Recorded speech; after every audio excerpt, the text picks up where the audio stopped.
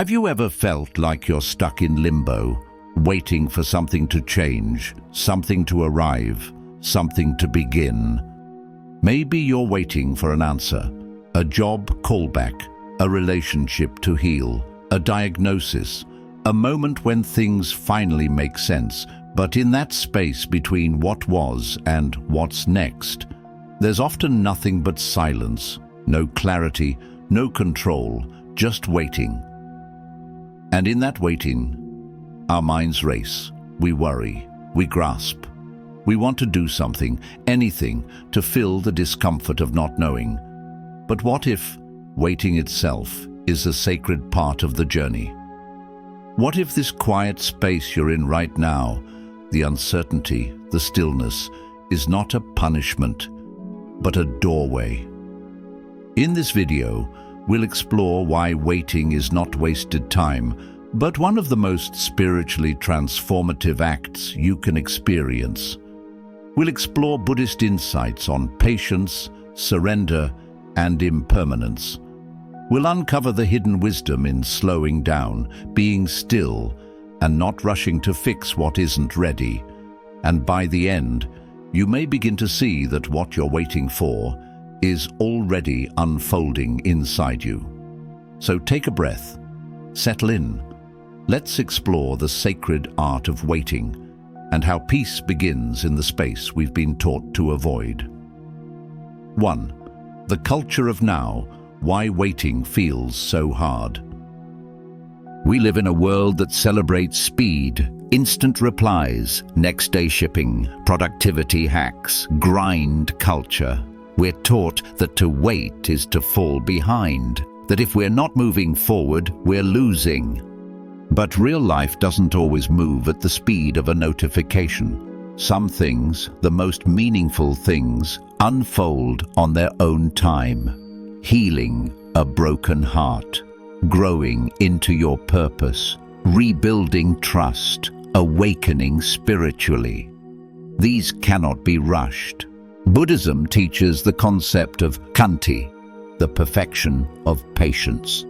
Not passive endurance, but a noble strength, the ability to remain open and still amidst discomfort.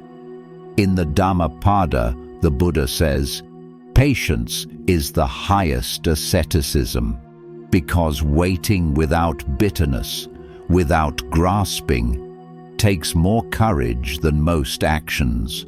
When we wait, we meet our impatience, our fears, and our craving for control. We're forced to face the truth. We don't like uncertainty. We don't like not knowing. But here's the paradox.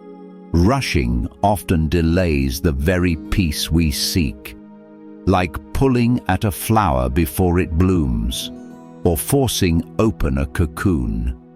Real growth, real clarity requires time and trust. Waiting is not inaction, it's a deep inner activity, the space where unseen transformations occur. 2. Seasons don't rush, and neither should we. Look at the natural world. Nothing in nature hurries, yet everything is accomplished.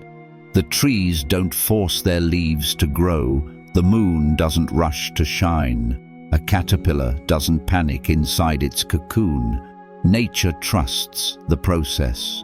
And yet, when we're in periods of transition, we often resist. We say, I should be further along.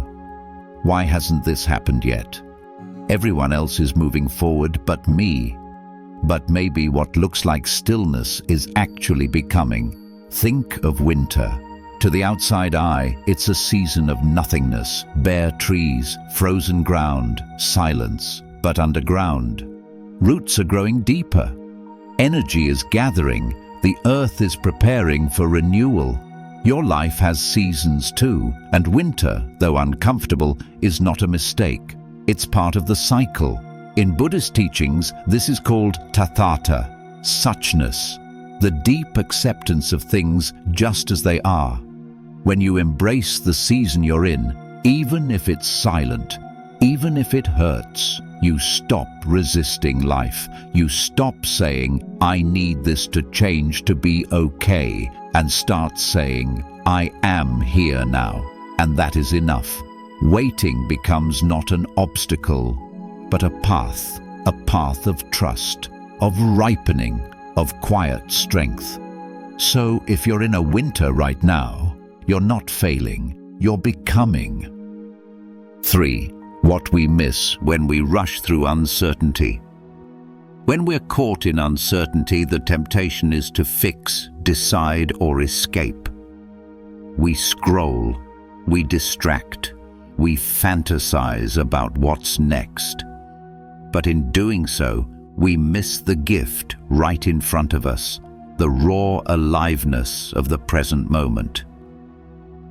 The Buddha taught, do not dwell in the past, do not dream of the future.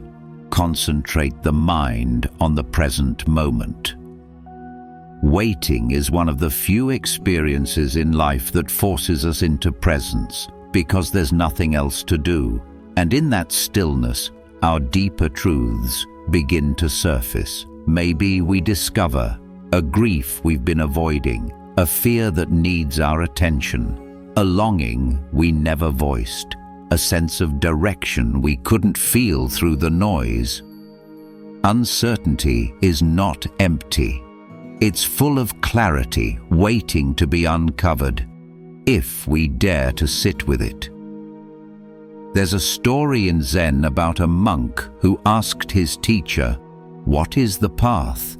And the teacher simply replied, "Everyday life is the path." We often want the next step to appear before we take it, but sometimes the next step is to wait, to stay, to listen more deeply, because the answers we seek aren't always out there. They arise in stillness. They arise when we stop demanding clarity and start becoming quiet enough to hear it. 4. The ego hates waiting, but the soul grows in it. Let's be honest, waiting brings up a lot of ego discomfort. It whispers, "You're being left behind. You're not good enough. You're wasting time." The ego wants control. It wants certainty. It wants progress now. But your deeper self, your soul, doesn't work that way.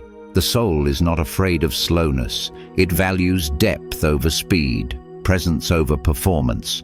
In Buddhism, this tension between the ego and the deeper self is expressed through the idea of anatta, no fixed identity. The ego wants to be someone, a successful person, a healed person, a certain person. But the path of waiting dissolves that illusion. It says, you are not a finished product, you are a process. And in that process, you are allowed to not know, to not have it together, to not be at the end yet. There's sacred humility in admitting, I'm in the middle of the story. Spiritual maturity isn't about having answers, it's about having the patience to let life reveal them in time. Think of a river. When it flows slowly, it carves the deepest canyons. Your waiting time is not a detour. It's carving something in you, a new strength, a softer heart, a deeper wisdom. Let yourself be shaped by the waiting. Let it teach you things your ego never could. Because the truth is, when the future finally arrives, you'll realize it was never about the outcome. It was about who you became in the space between. 5. From resistance to reverence, a new way to wait. What if we changed the way we see waiting, not as a punishment but as a sacred space? Not something to get through, but something to learn from. Let's talk about reverent waiting, a mindful, open-hearted way to meet the unknown. This doesn't mean pretending you enjoy being in limbo. It means shifting from resistance to curiosity. Instead of saying, "Why is this happening?" try, What is this moment asking of me? Instead of, I need answers, try, I need presence. In the Satipatthana Sutta, the Buddha teaches us to observe our experiences without attachment, without aversion. This is the practice of equanimity, holding everything with spacious awareness. When we wait with equanimity, we become kinder to ourselves. We hold uncertainty with gentleness. We stop trying to rush what has its own divine timing. Try this in your own life. Breathe into the pause. When you feel that discomfort of not yet, place a hand on your heart. Say silently, this is hard, but I am here. I am breathing. Anchor in small certainties. Even when the big things are unknown, you can trust the ground beneath your feet. The sound of the wind, the warmth of tea, the breath in your lungs. Trust the unfolding. Remember, what is unclear now will become clear. And the version of you who will meet that clarity is still becoming. Waiting doesn't mean doing nothing. It means trusting that something sacred is happening, even if it's invisible. 6. Sacred delay. When life makes you wait for a reason. Have you ever looked back and thought, thank goodness that didn't happen when I wanted it to? Sometimes life delays us not to punish us, but to prepare us, to deepen our roots before we rise, to align us with something greater than we could plan.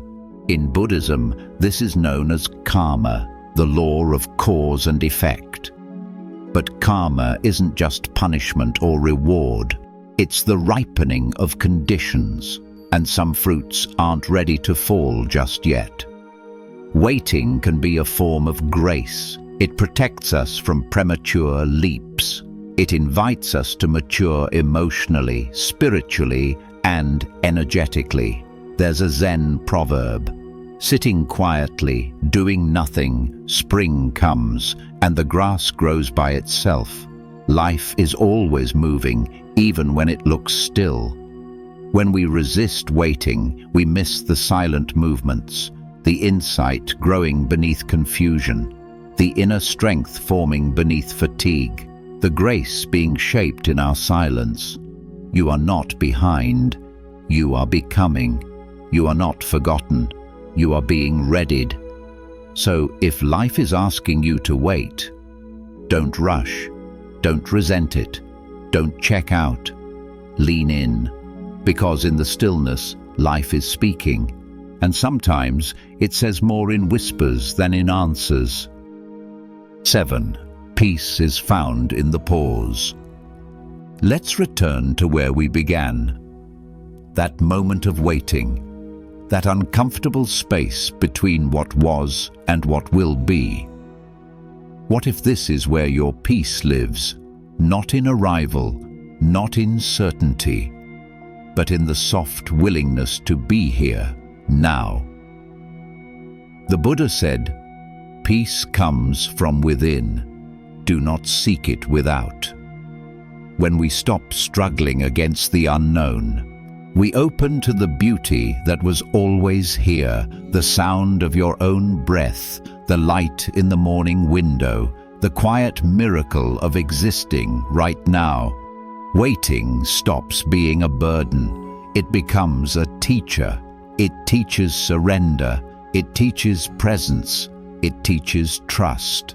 This is the sacred art of waiting, not giving up, but giving in to life, to timing, to something deeper than our plans. So the next time you find yourself in a space of not yet, don't panic, don't push, don't flee, pause, breathe, listen.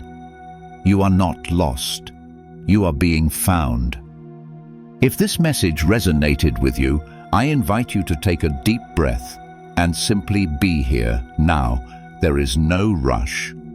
Wherever you are in life, whatever season you're in, it is enough. Waiting is not weakness. It is wisdom. It is sacred. And it is yours. If you found peace in this reflection, Please take a moment to like this video, share it with someone who needs it, and subscribe to our channel, Mindfulness, for more guided reflections and timeless teachings rooted in ancient wisdom.